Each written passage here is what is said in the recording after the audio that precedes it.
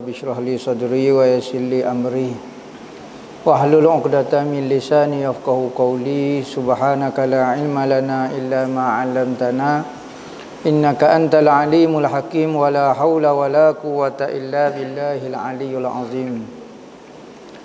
Nawaitu ta'lu wa ta'lim wa tadhakkura wa tazkira wa nafa'a wal intifa' wal ifadah wal istifadah wal hasa ala tamassuki bi kitabillah wa sunnati rasulih wa du'a ila al-huda wa dalalata 'ala al-khair ibtigha'a wajhillah wa qurbihi wa sawabihi subhanahu wa ta'ala.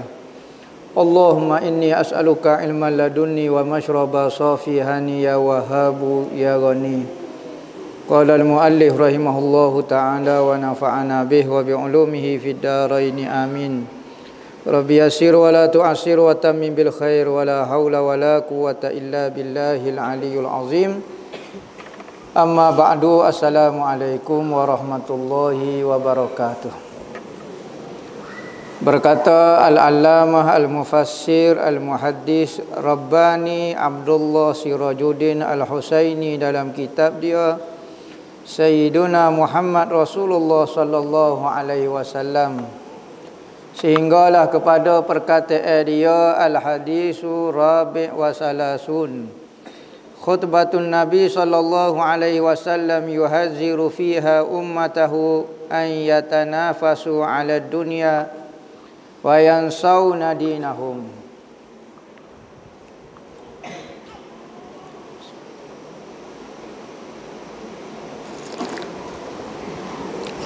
Khutbah Nabi sallallahu alaihi wasallam memberi ancaman kepada umat dia, bagi umat yang selalu berlomba-lomba mencari dunia dan lupa kepada agama dia.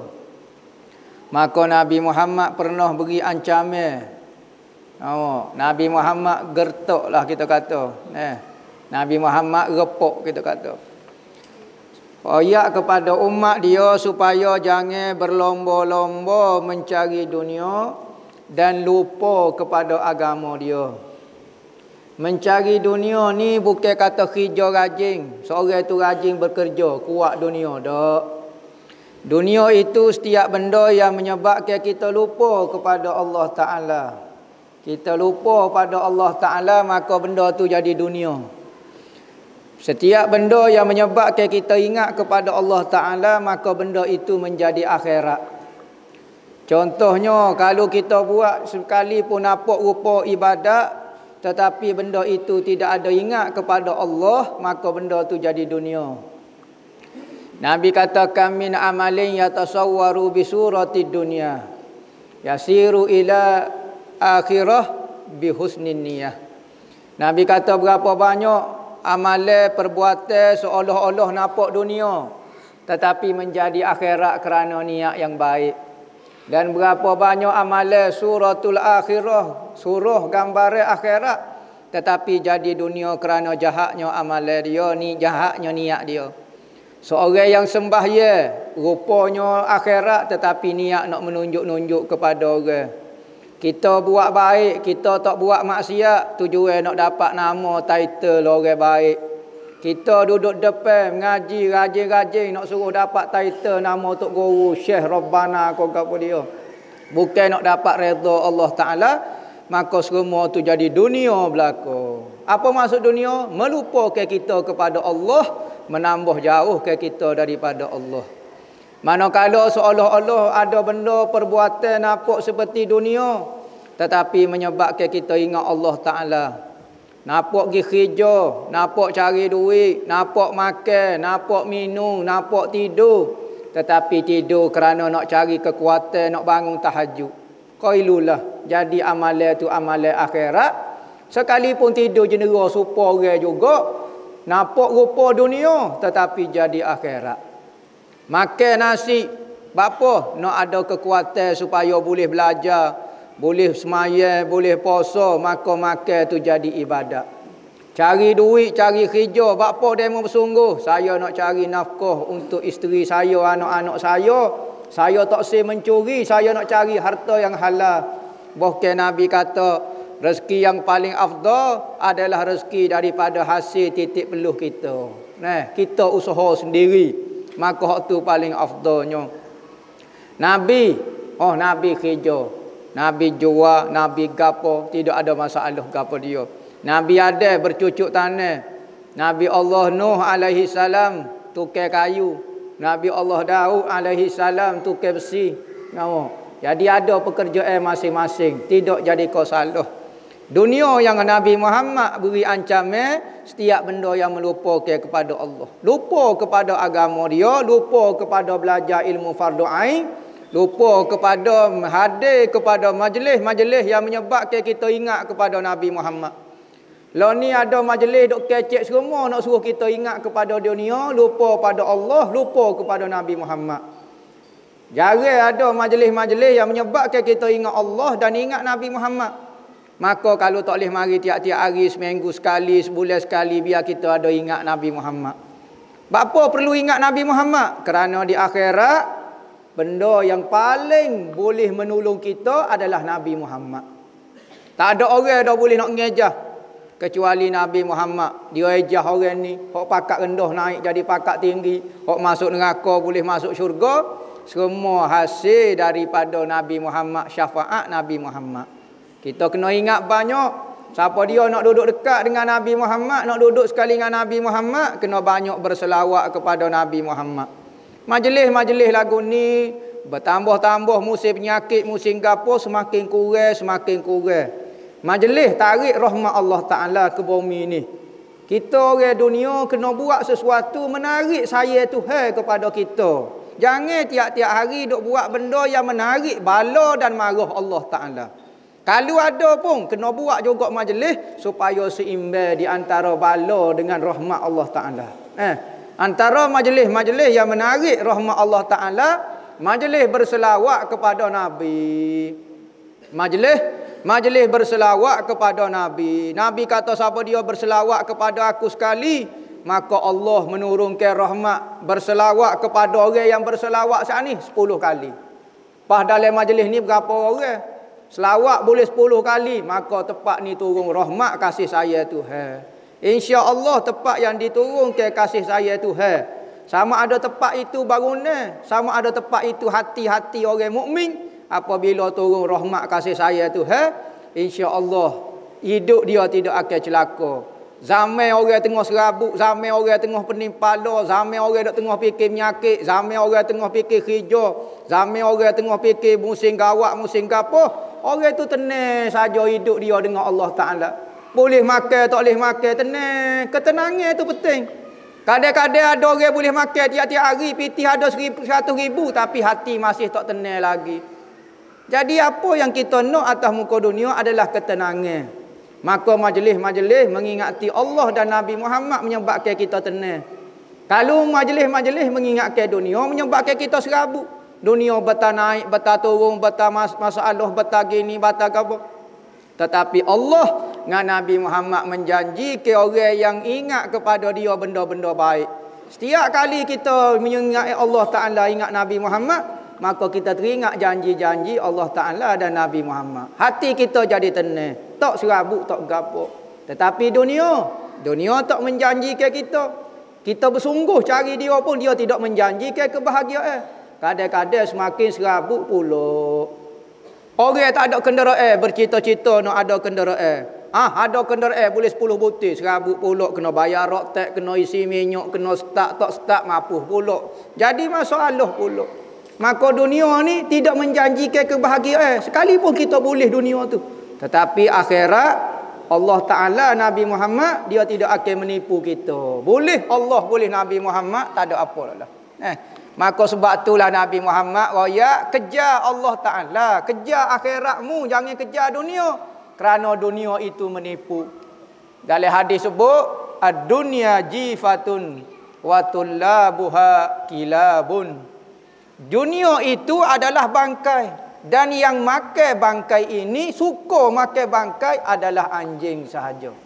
Kasar kecek lagu tu. Tetapi itulah hakikatnya orang yang suka mencari bangkai. Apa maksud bangkai? Benda yang tidak ada nafsu, tidak ada ruh, tidak ada gapo. Bagai mapuh dia kata. Dunia ni lagu tu. Agama yang menyebabkan ruh-ruh kita hidup. Manakala dunia pula menyebabkan ruh-ruh kita mati. Bahkan dalam satu hadis Nabi kata, dunia itu mal'unun, dilaknat oleh Allah. Dijauhkan daripada kasih sayang Tuhan, kecuali orang yang belajar, orang yang mengajar dan orang yang berzikir kepada Allah. 3 golongan itu saja tidak dilaknat sekalipun dia masuk dalam kategori dunia. Sekalipun lagu tu, tetapi tidak dilaknat Allah Ta'ala. Manakala selain daripada tu, dilaknat oleh Allah Ta'ala. Maka Nabi Muhammad mari beritahu kepada kita, kalulah kita nak buat macam mana? Saya duduk atas dunia, saya nak keluar daripada dunia, saya nak bunuh diri. Tak. Nabi Muhammad kata, jadi ke duniamu semua akhirat. Kehidupanmu, bangun kamu, tidur kamu, gapo dia biar jadi akhirat. Tidak salah kita duduk atas muka dunia. Nabi tak suruh kata suruh berhenti kerja. Nabi Muhammad suruh tohok duit. Tak. Dunia tidak salah, tetapi tukar ke dia biar jadi akhirat. Kapal duduk atas air tak salah. Kapal duduk atas air tak salah, tetapi jangan air masuk dalam kapal. Tu masalah. Orang mukmin duduk atas dunia tak jadi masalah, jangan dunia masuk dalam hati orang mukmin.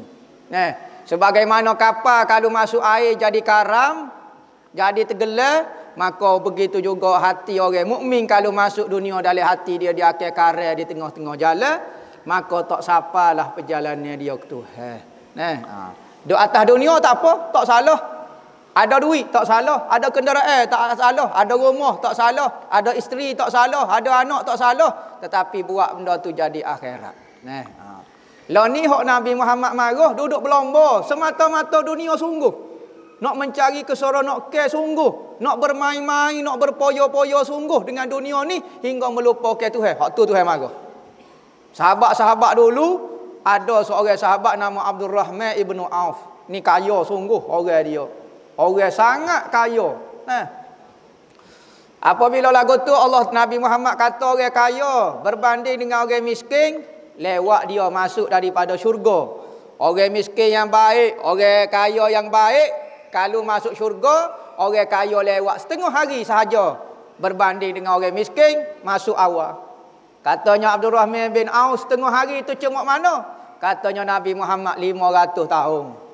Satu hari bersama dengan 1000 tahun, maka lewat 500 tahun. 500 tahun tak tahu 500 tahun. Bukan 500 je, 500 tahun. 100 setahun 360 hari. Sehari 24 je. Oh, nak tunggu boleh kira. Tu orang kaya. Maka Nabi Muhammad dia kata, sudahlah hamba, lagu manalah ya Rasulullah. Hamba lewat juga setengah hari. Ada riwayat kata Nabi Muhammad doa kepada dia, maka dia boleh masuk awal. Abdul Rahman bin Auf ni. Sahabat-sahabat dulu. Tu kelebihan dia guna sungguh. Kelebihan yang Allah Ta'ala beri kepada dia untuk agama. Bapa orang kaya masuk lewat daripada orang miskin kerana dia disoal. Dia ditanya. Orang miskin bawa baju selar. Maka ditanya, mana kakak demo? Tak ada selar ni. Apa dia? Mari mana baju ni? Tahu saya beli. Lepas tu gitu. Ni orang kaya, baik dah. Buat perangan molek tak ada masalah. Dengar apa dia, tak ambil barang haram, tak buat belanja kepada benda haram. Tu saya tanya. Berapa lah baju? 3 mari. Okey, baju ni lagu mana? Sudah. Nanya ya. Lepas tu tak kena azab. Tanya tu azab dah akhirat. Lepas tu kata, tanya. Tak ada masalah, nanya. Pas nanya. Janganlah. Sekalipun terlepas, tetapi pertanyaan itu sudah azab dah, katanya ulama. Kalau boleh, tak payah tanya. Ada setengah orang tu, tak ada pakaian atas hidup dia, sehelai saja baju, 2 lah saja pakaian semaya dengan pakaian dia pakai biasa. Dan 1 sejadah saja. Orang tanya dia buat apa lagu tu, anak nak wig apa dia? Supaya saya mudah akhirat. Gitu pakai baju selah, tak ada gapo-gapo, beres gapo dia. Coba kepada kita. Share saja berapa lah dah. Kain serba berapa lah dah. Sudah. Niat biar benda tu jadi akhirat berlaku. Wa amma bi ni'mati rabbika fahaddis. Adapun nikmat Allah Ta'ala kamu kena tunjuk. Jangan kata Allah Ta'ala seolah-olah tak beri nikmat kepada kamu. Pitih ada kita beli pakaian baru. Jangan pitih ada dok sipai pakai baju buruk tu buat muka sesak ya lagu tu. Sopo ngah tu tak beri nikmat ni kepada kita. Tunjuklah kepada manusia yang Tuhan tu begitu penyayang, begitu pemurah kepada kita. Tunjuk Allah Ta'ala wi nikmat kepada kita. Tuhan wi nikmat boleh semaya, kita pun rajin semaya. Bapa mu sungguh semaya. Hamba nak tunjuklah hamba boleh bangun semaya, boleh rokok, boleh sujud, nak tunjuk ke Tuhan, bukan nak tunjuk ke demo. Rawahu Syaikhan, telah meriwayatkan Syaikhan Bukhari dan Muslim. Syaikhan dalam ilmu hadis Bukhari dan Muslim. Syaikhan dalam bab sahabat Sayyidina Abu Bakar dengan Sayyidina Umar. Syaikhan dalam tuk pekoh, kalau kitab pekoh Imam Nawawi dengan Imam Rafi'i. Jangan tukar bab tajuk apa dia. Kalau hadis tu maksud dia Syaikhan. An Uqbah bin Amir anna Nabi sallallahu alaihi wasallam kharaja yauman fa shalla ala ahli Uhudin salatahu ala al-mayyit. Summa sarafa ila al-minbar fa qala inni faratun lakum wa ana syahidun alaikum wa inni wallahi la anzuru ila haudil al-an wa inni utitu mafatihal khazainil ardi aw mafatihal ardi wa inni wallahi ma akhafu alaikum an tusyriku ba'di walakin akhafu alaikum an tanafasu fiha. Berkata Uqbah bin Amir, sesungguhnya Nabi SAW keluar daripada rumah sekali. Maka keluarnya menuju Gismaya. Gismaya banyak bagi ahli Uhud. Orang yang mati ketika perang Uhud, maka Rasulullah Gismaya banyak.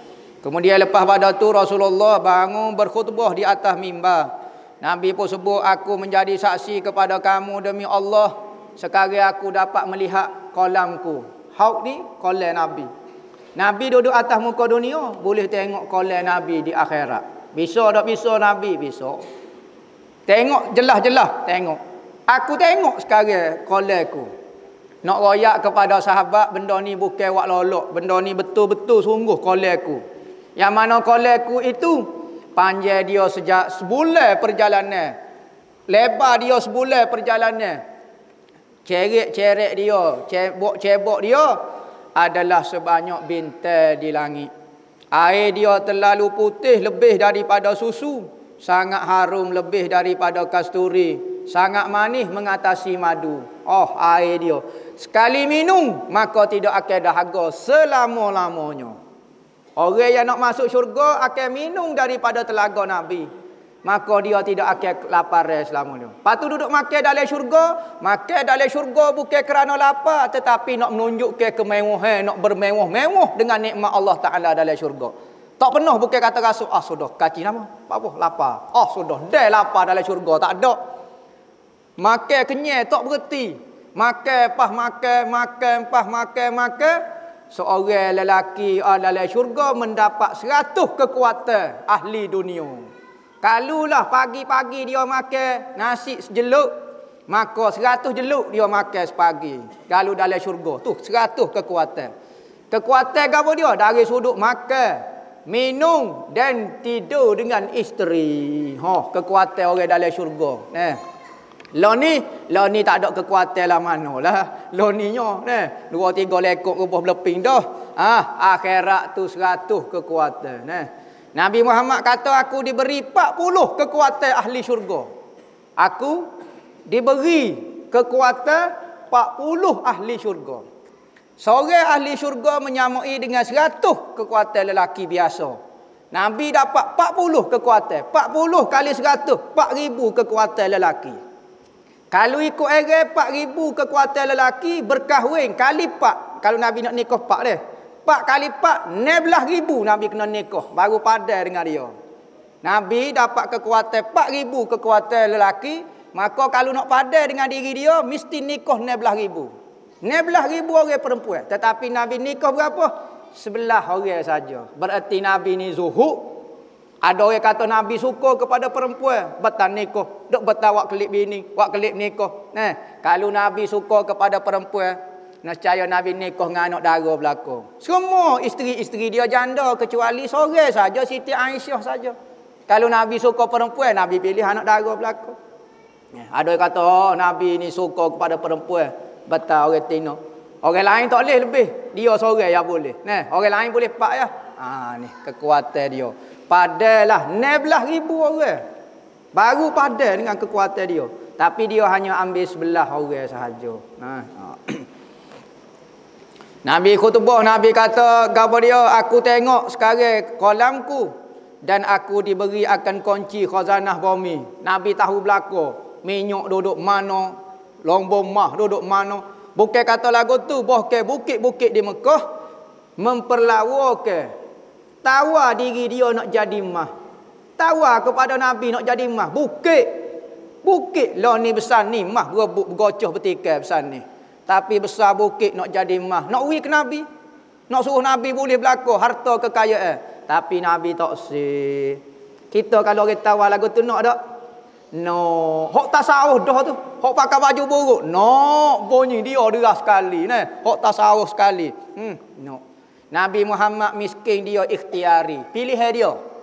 Kita miskin. Ikhtirari terpaksa. Ikut area ambo nak jadi jutawan juga sebenarnya. Tapi terpaksa. Apa tahu? Tak ada korang orang tak wi projek korang ikut area ambo nak millionaire, trillionaire, goni dia. Nama.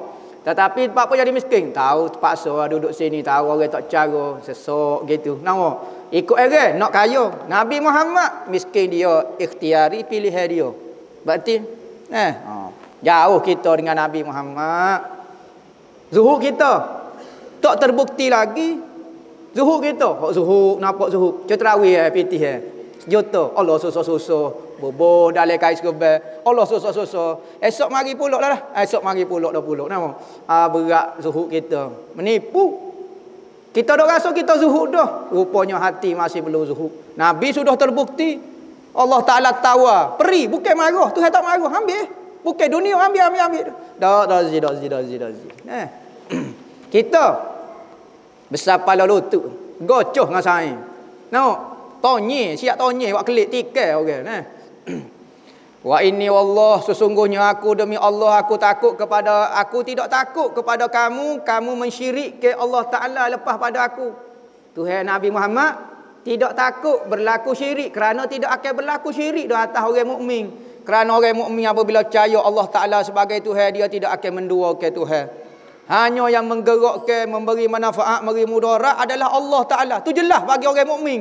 Sekalipun kita tengok dia ada buat gapo, dia duk jamah kubur, dia duk ziarah kubur. Tanya dia, siapa dia beri manfaat, beri mudarat. Nescaya orang mukmin akan kata Allah Ta'ala saja.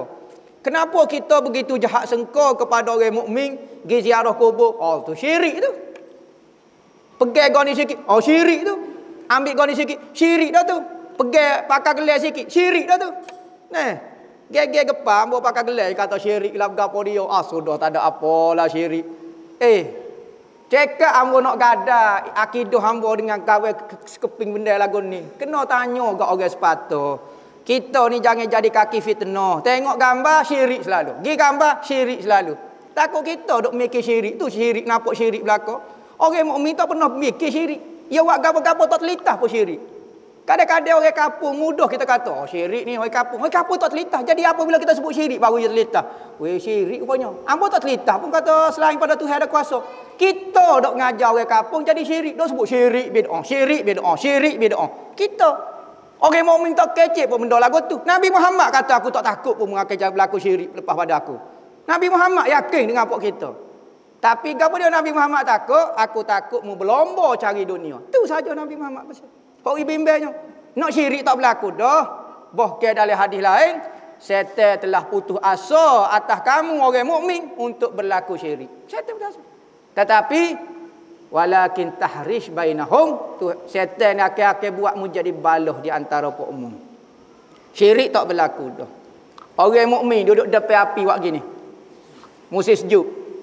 Mari majusi buat gini. Orang mukmin jadi kafir, tak jadi kafir sebab dia musim sejuk ke? Panas, buat panas lingo.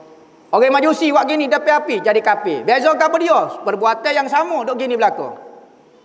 Kerana apa? Kerana orang mukmin dia ada akidah, dia percaya Allah Taala sebagai Tuhan. Adakah sama semata-mata perbuatan itu jadi syirik? Tak. Jelas lagu tu. Orang majusi kafir kerana dia menyembah.